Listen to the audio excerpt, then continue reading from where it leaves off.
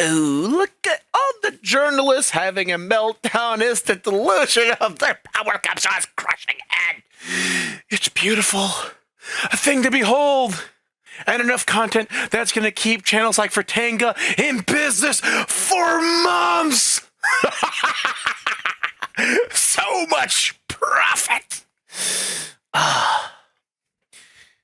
But really, though, journals never had any power. Now, originally I wanted to show you all a study from like 8 to 10 years ago that broke down what drove a sale. And the shocking part is, journalists had a very negligible impact on driving a video game sale. The predominant sales driver was word of mouth. Marketing came in there, like in the 20% range. But sadly, I could not find that study. What I could find is a bunch of data that's more recent that reaffirms that these people never had any power and the industry should not have been listening to them. Let's dive into this. Word of mouth improves marketing effectiveness by up to 54%. Consumers rely on word of mouth 2 to 10 times more than paid media. 23% of consumers engage in daily conversations with friends and family about their favorite brands. Hopping over to this Forbes article. Now, WAMA is Word of Mouth Marketing Association.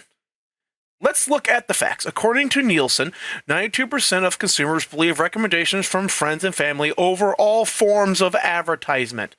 WAMA and the American Marketing Association, AMA, decided to find out exactly what brands were doing about that fact. Let's hop over here. Now, this article here takes a look about how word of mouth is no longer the single most powerful games discovery tool, affirming what I said earlier, that indeed at one point in time the data did show that it was. Though I will argue, and it is mentioned here, well, things are changing, or at least evolving. Media's Q2 2001 consumer survey states that 25% of consumers typically discover new games on social media feeds, the same penetration rate as consumers who stated that they discover games from personal recommendations. So, I would argue social media is the new word of mouth, because it is the town square of the 21st century, so if people are yapping on social media and you're getting your information from there, it's not the same as a direct conversation, but you can still categorize it as a form of word of mouth. Though, for technical purposes, you would have to list it as social media rather than direct word of mouth. Discovering games through social media ads, which I have done a lot thanks to Facebook, 19%, and YouTube and Twitch ads, which I have done none, 12%. With only 6% of consumers discovering video games in mainstream media reviews and 7% discovering games in specialized media reviews. Discord, 2%, and podcast, 1% are the lowest rate of games discovery. So you look right here, 6% and 7%. Lowest single-digit percentage of journalists having any impact on a game sales.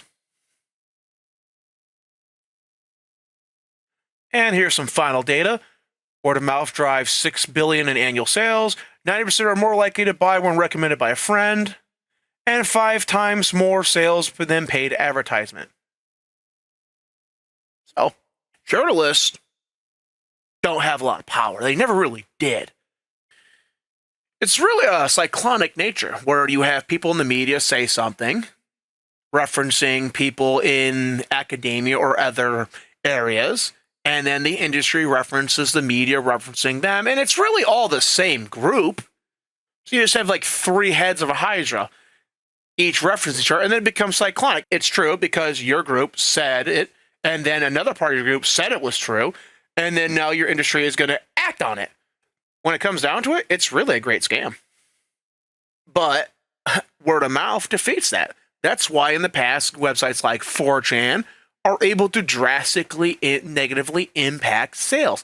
That's why you're seeing now people against woke on social media are able to effectively organize boycotts. Now, Word of mouth isn't going to completely control people, but when you hit a market who is now fully fed up with wokeness, DEI, ESG, cultural Marxism, SJW, whatever word you want to refer to it as, they're going to find voices that will champion the sentiment to bring an end to it. So when the media thinks that they can win if they just get rid of content creators, if they can just get rid of people like Grums or any of the other fine people doing research exposing this stuff on social media, they're greatly mistaken because the general market has the sentiment. They're not going to shift back toward being good old consumers and eating whatever slop's put in front of their face. They're done with something. These are just the people that they're choosing or putting their weight behind because they greatly represent that. There were people listing out woke games, calling out wokeness for a long time before a lot of the voices that you see now became popular. Look at the Synthetic Man, for an example. Now, he's more of an anti-woke absolutist, but he's been at this for years. Gamergate was calling it out years ago. Calling out the industry corruption, calling out Game Journals Pro. But now the audience is ready to get rid of that stuff. So really, journalists, you have no power. You're not going to succeed. So, I don't know. Go play some games. And that's all I have to say about that. Peace out, everybody.